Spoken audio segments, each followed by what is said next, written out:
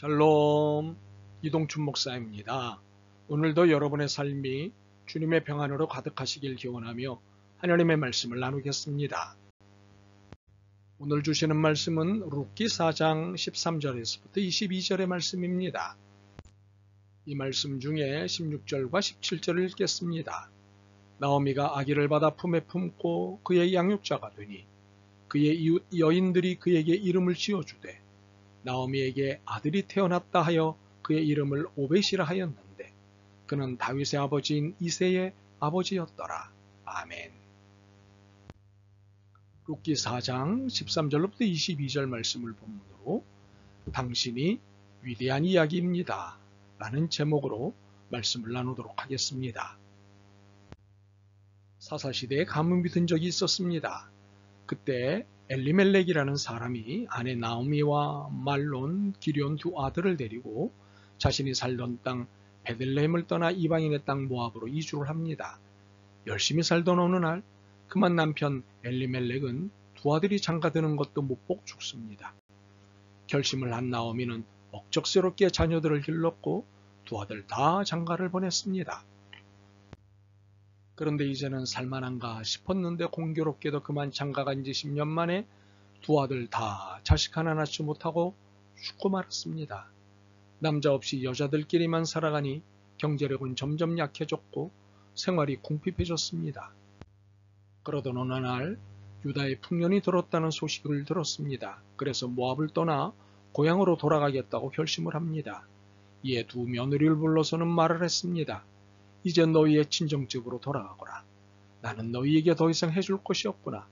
너희가 내게 잘해준 것은 평생 잊지 않고 삼아 가서 새 가정을 꾸리고 잘 살거라. 이 말에 며느리들이 울며 말했습니다. 아닙니다. 우리도 어머니와 함께 어머니의 나라로 가겠습니다. 이에 나오미는 단호했습니다. 내가 더 이상 너희들을 챙겨줄 수 있는 환경이 없다. 가거라. 이 말에 첫째 며느리 오르바는 친정으로 떠났습니다. 그러나 룻은 시어머니를 붙잡고 이렇게 말을 합니다. 1장 16절 17절입니다. 내게 어머니를 떠나며 어머니를 따르지 말고 돌아가라 광곤하지 마옵소서. 어머니께서 가시는 곳에 나도 가고 어머니께서 머무시는 곳에서 나도 머물겠나이다. 어머니의 백성이 나의 백성이 되고 어머니의 하나님이 나의 하나님이 되시리니 어머니께서 죽으시는 곳에서 나도 죽어 거기 묻힐 것이라. 만일 내가 죽는 일 외에 어머니를 떠나면 여호와께서 내게 벌을 내리시고 더 내리시기를 원하나이다. 더 이상 할 말이 없어진 나오미는 둘째 며느리 룻을 데리고 고향으로 돌아갔습니다. 도착하자 온 마을이 나오미를 환영했습니다.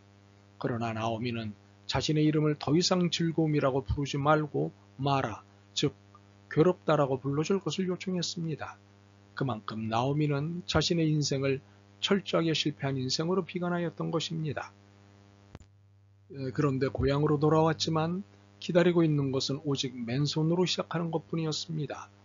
룻이 어느 날 나오미에게 말을 합니다. 2장 2절입니다. 원하건대 내가 밭으로 나가서 내가 누구에게 은혜를 입으면 그를 따라서 이삭을 주겠나이다. 놀랍게도 룻이 찾아간 밭은 은혜의 밭이었습니다. 시아버지의 가문의 사람인 거부 보아스의 밭이었습니다. 분명 아는 바 없이 무작정 찾아간 밭이었는데 친척의 밭이라니 참으로 그 밭은 은혜의 밭이었습니다. 이삭을 줍는 동안 보아스의 눈에 띄게 되었고 얼굴은 모르지만 며느리 룻의 착함에 대해 진작 들은 바 있던 보아스는 룻에게 여러 호의를 베풀었습니다. 음식을 배부르게 대접하고 이삭도 넉넉히 주워갈 수 있도록 몰래 배려하고 수확이 끝날 때까지 매일 올 것을 허락하는 등 여러 은혜를 베풀었습니다. 이런 은혜에 힘입어 나오미와 룻은 먹고 살게 되었습니다. 어느 날 시어머니가 룻에게 말을 했습니다. 얘야, 너에게 알맞은 가정을 찾아봐야겠다. 너도 행복하게 살아야지 하며 그날 밤 보아스와 함께 보낼 것을 권유하였습니다. 그날 밤 룻은 몰래 보아스에게 접근해 갔지만 기회가 되자 룻은 적극적으로 프로포즈를 하였고 보아스는 이를 지혜롭게 받아들였습니다.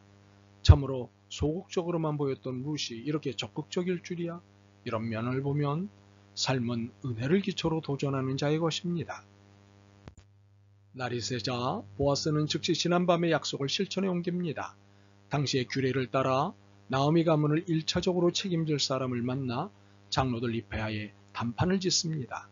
그로부터 포기 의사를 받아내고는 이렇게 선언합니다. 4장 9절과 10절입니다. 보아스가 장로들과 모든 백성에게 이르되 내가 엘리멜렉과 기련과 말론에게 있던 모든 것을 나오미의 손에서 산 일에 너희가 오늘 증인이 되었고 또 말론의 아내 모압 여인 룻을 사서 나의 아내로 맞이하고 그 죽은 자의 기업을 그의 이름으로 세워 그의 이름이 그의 형제 중에 그곳 성문에서 끊어지지 아니하게 하매 너희가 오늘 증인이 되었느니라. 드디어 보아스는 룻을 아내로 맞아들였고 하나님께서 룻에게 임신을 허락하셔서 아들을 낳게 됩니다. 이 일에 이웃 여자들이 즐거워하며 다음과 같이 축복합니다. 4장 14절과 15절입니다. 여인들이 나오미에게 이르되 찬송할지로다 여호와께서 오늘 내게 기업 물을 자가 없게 하지 아니하셨도다. 이 아이의 이름이 이스라엘 중에 유명하게 되기를 원하노라. 이는 내 생명의 회복자이며 내 노년의 봉양자라. 곧 너를 사랑하며 일곱 아들보다 귀한 내 며느리가 낳은 자로다 하니라. 우리는 이 축복에서 세 가지 놀라운 사실을 만나게 됩니다. 하나는 할머니나 부모가 아닌 이웃 사람들이 아이의 이름을 지어 주었다는 사실이고, 또 하나는 룻의 아들이 아닌 나오미에게 아들이 태어났다고 말씀한 사실이고, 마지막은 아기 오벳이 이새의 아버지이며 다윗의 할아버지요 후에 예수님의 조상이 된다는 사실입니다. 그런데 이렇게 해서 룻기의 이야기는 끝이 아니라는 사실입니다. 우리는 나오미, 룻, 보아스 세 사람의 이야기를 통해서 얻는 메시지가 있습니다. 나오미는 상실과 실패를 경험했고 그런 사실들에 대해 비탄한 마음으로 불평했습니다. 기근, 세 사람의 죽음, 세 명의 과부, 그리고 무질서가 전부인 삶이 룻기 초기에 소개된 나오미 이야기이고, 이에 나오미는 하나님께 불평하였습니다. 나오미가 10년 동안의 객지 생활을 마치고 베들레헴 고향으로 돌아왔을 때 고향 사람들은 그녀의 귀향을 축하하고 환대하였으나 자신을 마라, 즉 괴로움이라고 부르라며 하나님께 불평하였습니다. 그러나 하나님은 불평하는 나오미를 향한 긍휼과 은혜의 섭리를 진행하셨습니다. 보아스가 룻의 손에 보리를 선물로 주면서 빈손으로 내 시모에게 가지 말라고 한 것은 더 이상 나오미는 빈손의 여인이 아니라 은혜를 입기 시작하는 여인임을 보여주는 것입니다. 나오미는 불평의 여인에서 신실하신 하나님을 경험한 여인, 언제나 변함없이 자신을 챙겨주시는 하나님을 경험한 여인으로 소개된 것입니다. 룻을 볼까요? 우리는 처음에 만난 룻은 순종의 여인이요, 착한 여인이었고 수동적이요, 소극적인 삶을 사는 여인으로 이해했습니다. 그러나 보아스와 밤을 보내라는 시어머니의 권유에 가르쳐준 그대로 정확히 행했다는 사실과 그날 밤 보아스와 대화가 시작되자 대화의 주도권을 잡고는 먼저 나는 당신과 결혼하고 싶어요 라고 말할 정도로 그녀는 능동적이고 적극적으로 자신의 삶을 개척한 여인이었습니다. 다른 사람들이 자신에 대해 정해놓은 사회적 신분인 나오미의 며느리, 이방인 모압 여자, 이삭 줍는 여자 등에 얽매이지 않고 하나님의 구원의 계획 속으로 돌아가 자신의 속마음을 떳떳이 밝혔던 것입니다. 그 결과 룻은 하나님의 역사의 중심부로 깊이 들어가 메시아의 조상이 될 수 있었습니다. 보아스를 보겠습니다. 보아스는 새로운 책임을 떠맡으면서 하나님의 구원의 이야기에 참여합니다. 룻을 만나기 전까지는 단지 거부로 일하는 사람에게 각박하게 대하지 않는 사람으로 모두가 좋아하는 사람 정도로 살고 있었습니다. 그러나 엘리멜렉 가문의 책임에 대한 도전을 룻으로부터 깨닫고는 하나님의 언약과 책임을 실천하는 인생으로 살게 된 것입니다. 사실 보아스는 그러한 책임을 안 맡을 수도 있었습니다. 누군가에게 그 책임을 떠넘길 수도 있었습니다. 그러나 그는 책임을 대신 지는 의로운 삶에 기꺼이 뛰어들었습니다. 자신의 힘과 재물을 소유하는 데 쓰지 않고 책임을 지는 의로운 일에 썼습니다.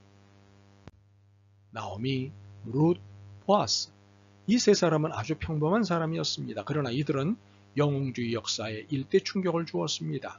위대한 역사는 평범한 사람들의 삶을 통해 만들어진다는 것을 보여주었습니다. 우리 모두 하나님의 평범한 시민이지만 각자의 맡겨진 영역에서 사명을 잘 감당할 때 놀라운 역사를 만들어냅니다.